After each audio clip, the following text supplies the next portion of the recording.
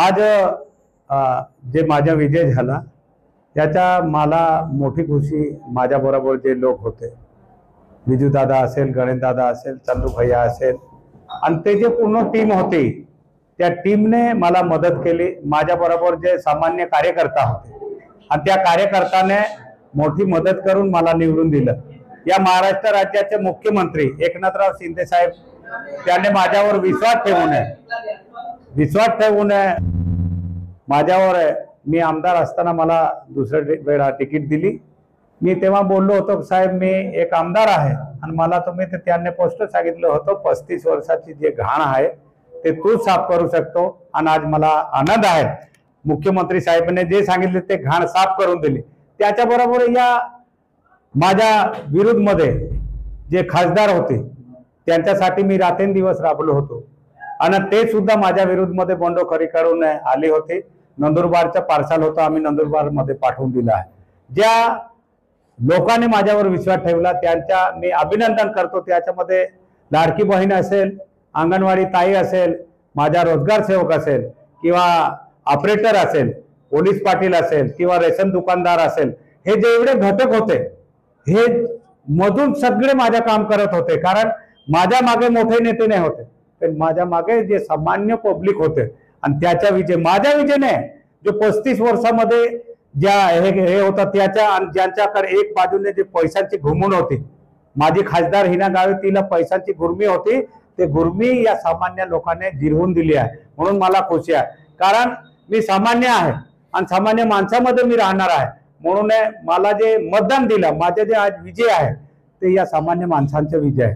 मी माझ्याने मानत ज्या लोकांनी माझ्यासाठी रात्रंदिवस जे माझे कार्यकर्ता मला खांद्याला खांदा लावून ज्याने काम केला, एक असं वाटतं की जेव्हा 2019 मध्ये मी उभो होतो तेव्हा सुद्धा काही बंडखोर जे भारतीय जनता पार्टीचे बंडखोर आहे त्याने तेव्हाही माझ्याशी गद्दारी केली, मी 1500 मताने पडलो होतो।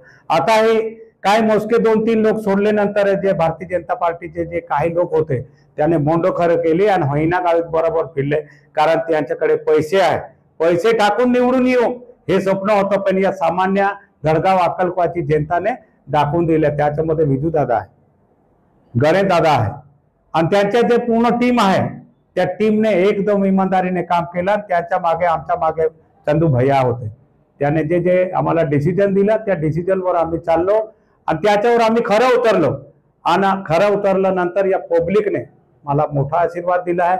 म्हणून धडगाव अक्कलकोटच्या जे जेवढी पब्लिक आहे त्यांच्या कितीही कौतुक केलं तर मला वाटतं मी कमी आहे। म्हणून हा विजय माझा नाही, माझे जे सामान्य जनताचे आहे असं मला वाटतं। दादा, सभेमध्ये आपल्याला मंत्रिपदाचा दर्जा देऊ असं घोषणा केलेली आहे, काय सांगणार यावर? बघा, मी काम करत राहिलो, मी 1995 मध्ये ग्रामपंचायत मध्ये होतो आणि तिथे पासून इथपर्यंत आलो, तर मुख्यमंत्री साहेबांनी जे सांगितलं आहे तर मी मंत्री बनू शकतो ना, ते काय हे नाही, मी बनणार आहे हे तुम्हाला सांगून देतो, मी मंत्री बनून येईल। धन्यवाद।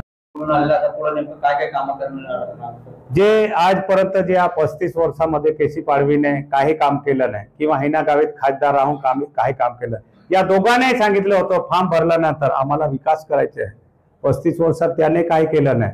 हिना गावीतला 10 वर्ष केंद्रामध्ये होती, एक चांगले हुशार होते असं सांगत होतं, पण तिने हे काय केलं नाही, ते काम मी करणार। जे जे आज विचार करा, माझ्या या धडगाव अक्कलकोट तालुक्यामध्ये 75 वर्षामध्ये 76 वर्षामध्ये अजून आम्हाला रस्ते नाही, पाणी नाही, मी सरकार महायुतीच्याच बनणार आहे, शिंदे साहेबच मुख्यमंत्री बनणार.